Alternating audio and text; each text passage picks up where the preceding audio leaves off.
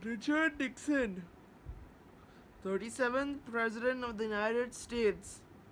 Inaugural address.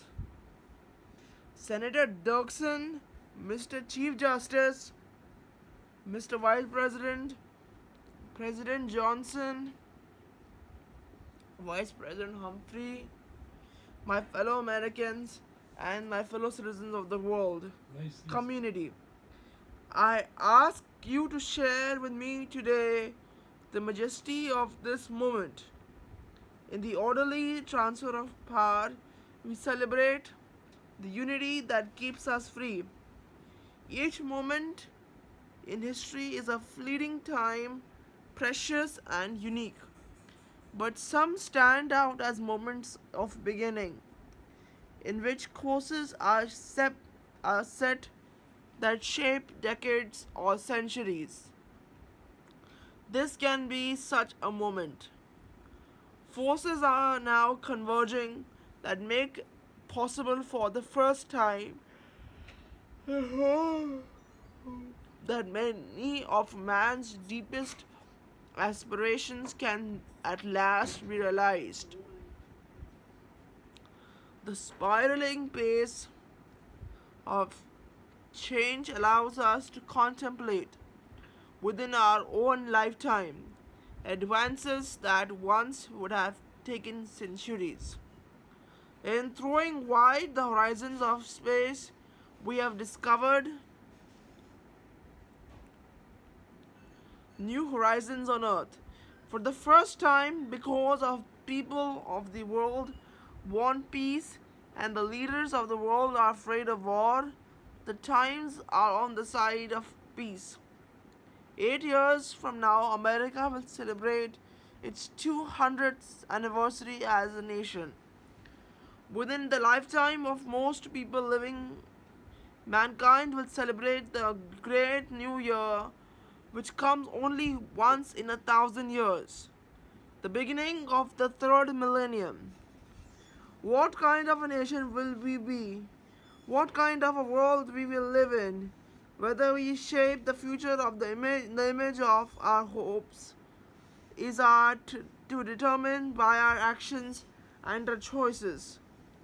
The greatest honors history can bestow is the title of peacemaker.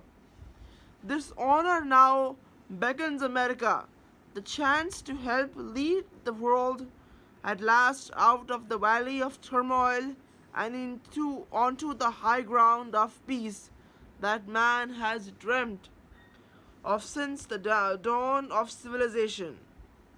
If we succeed, generations to come will say of us now living that we mastered the moment, that we helped make the world safe for mankind. This is our summon to greatness. I believe the American people are ready to answer this call. We have given freedom a new reach. We have begun to make it promise real for black as well as for white. We see the hope of tomorrow in the youth of today. I know America's youth. I believe in them. No people has ever been so close to the achievements of a just and abundant society or so possessed to achieve it. And because of our strength so great, we can afford to appraise our weakness with candor and to approach them with hope. Standing in the same place a third of a century ago, Franklin Roosevelt addressed the nation ravaged by depression and gripped in fear. He could say in surveying the nation's trouble, the concern, thank God, only material things. Our crisis today is in reverse.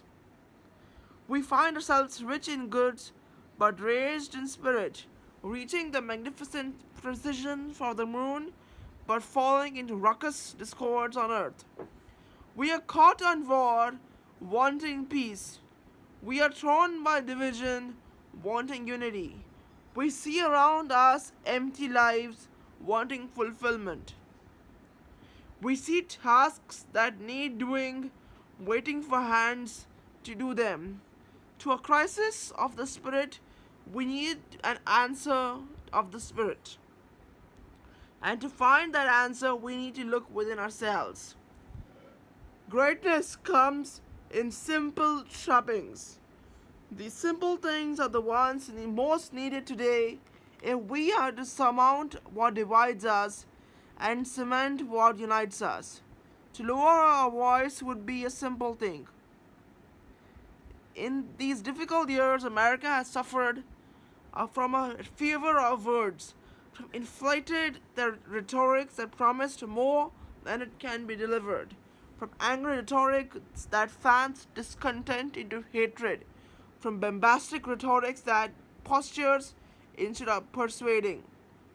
We cannot learn from one another until we stop shouting at one another, until we speak quietly enough so that our words can be heard as well as our voices.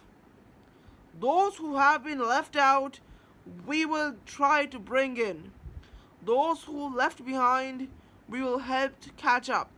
For all of us, our people, we set us as a goal the decent order that makes progress possible and our lives secure.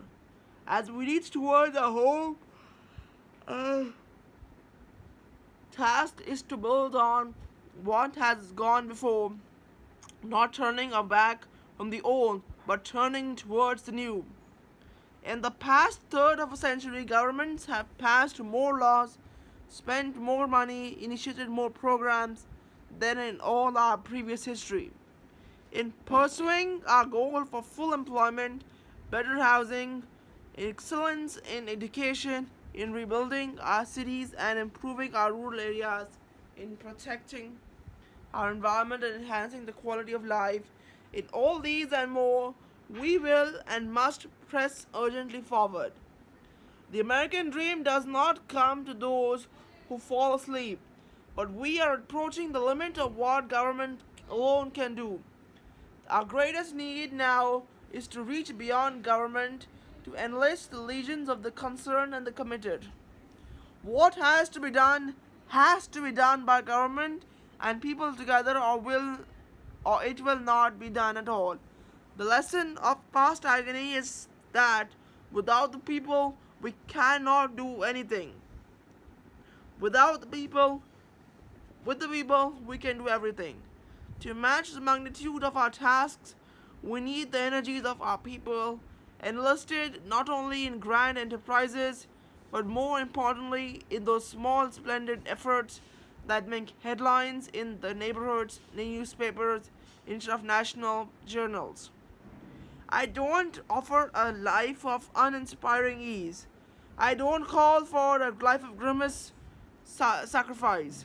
I ask you to join in a high adventure of one as well as rich as humanity itself and exciting as the times we live in. The essence of freedom is that each of us share in the shaping of his own destiny.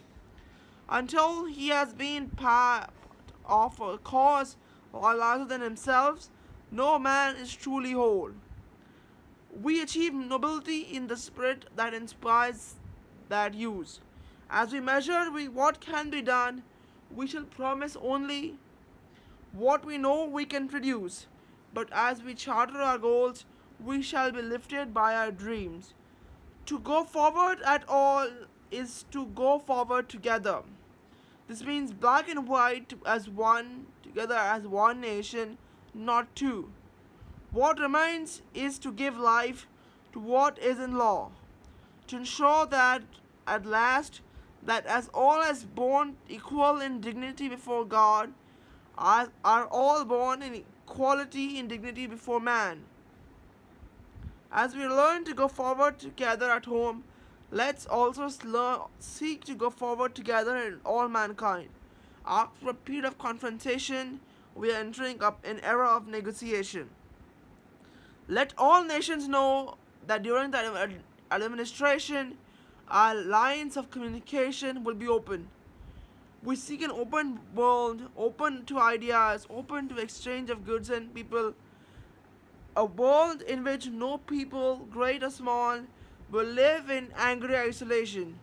Those who would be our adversary, we invite to a peaceful competition, not in conquering territory or extending dominion, but in enriching the life of man. As we explore the reaches of space, let's go to the new world together, not as new worlds to be conquered, but as a new adventure to be shared. With those who are willing to join, let's cooperate to reduce the burdens of arms, to strengthen the structure of peace, to lift up the poor and the hungry. Over the past 20 years since I first came to the capital as a freshman congressman, I had visited most of the nations of the world. I have come to know the leaders of the world and the great forces and the hatreds and the fears that divide the world. I also know the people of the world. I have seen the hungers of the homeless child, the pain of the man wounded in battle, the grief of a mother who has lost her son. I know that these have no ideologies, no race. I know America. I know the heart of America is good.